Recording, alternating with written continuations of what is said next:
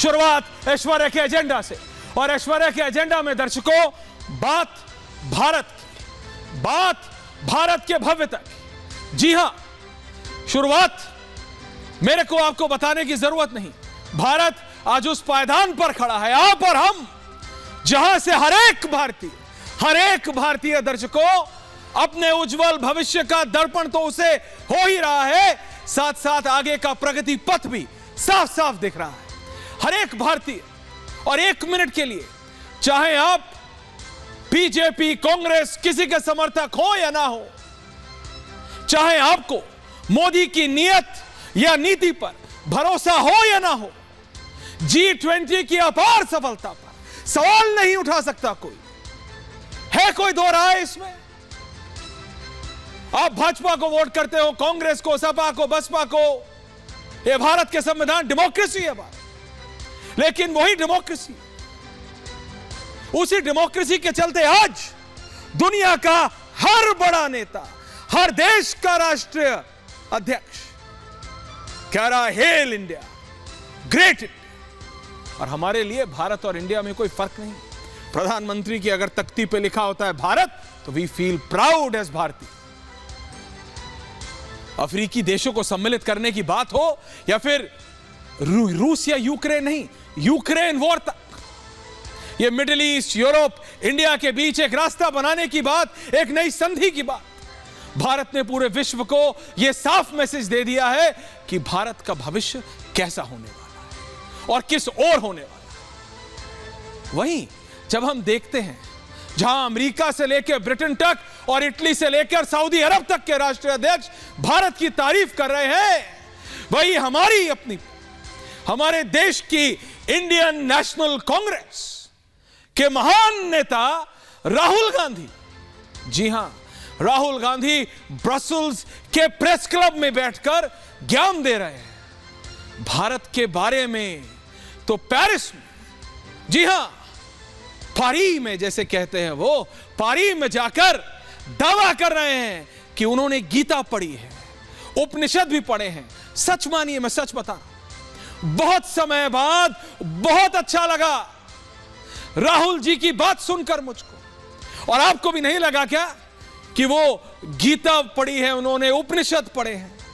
लेकिन और अच्छा लगता अगर राहुल जी, जिन्होंने गीता भी पढ़ी है और उपनिषद भी, वो सनातन पर दो शब्द, केवल दो शब्द, चाहे 7 समंदर पार से ही, उनको ब्रसेल्स का प्रेस क्लब ज्यादा पसंद है, उनको पारी में जाके लोगों से बात करना पसंद है, तो वहीं पे जहां पे उन्होंने देश को और कुछ और लोगों को बताने की चेष्टा की, कोशिश की कि उन्होंने गीता पढ़ी है और उपनिषद भी, बहुत अच्छी बात, वहीं से दो शब्द बोल देते जब उदयनिधि स्टालिन, कार्ति चिदंबरम और प्रियंक खड़गे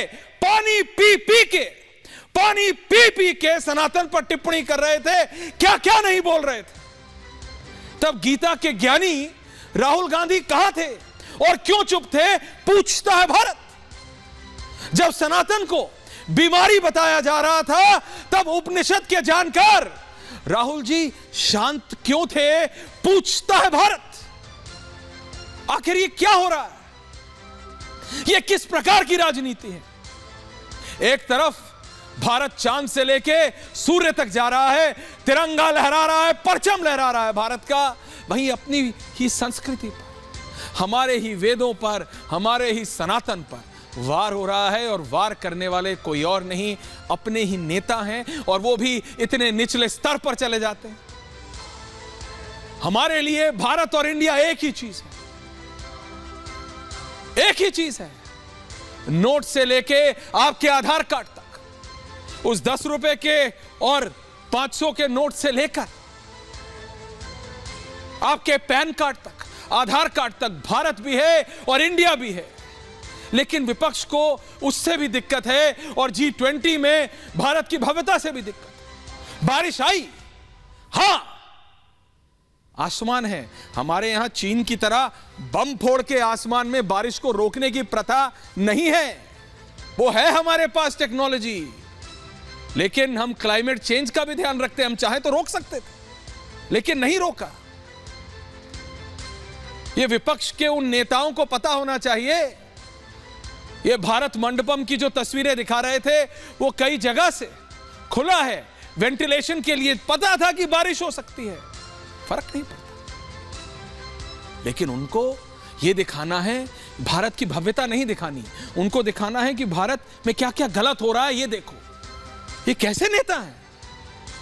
ये कैसे नेता हैं? ये भारत की नुमाइंदगी कहां करना चाहते हैं, कैसे करना चाहते हैं? वहां बाइडेन से लेके एमबीएस तक, हाँ, ऋषि सुनक से लेके इमानुएल मैक्रों तक, सब भारत का गुणगान कर रहे हैं, बोल रहा वाह अफ्रीकी देश फूले नहीं समा रहे हैं कि भारत ने अफ्रीका को G21 का सदस्य बना दिया।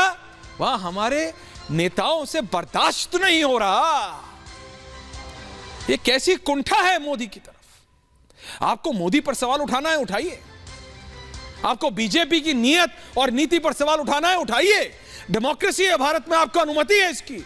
विपक्ष है, आप पूछिए। लेकिन भारत के ऊपर सवाल कैसा, भारत की भव्यता के ऊपर सवाल कैसा? मेरी दिक्कत इससे है और इसी पे है आज पूछता है भारत।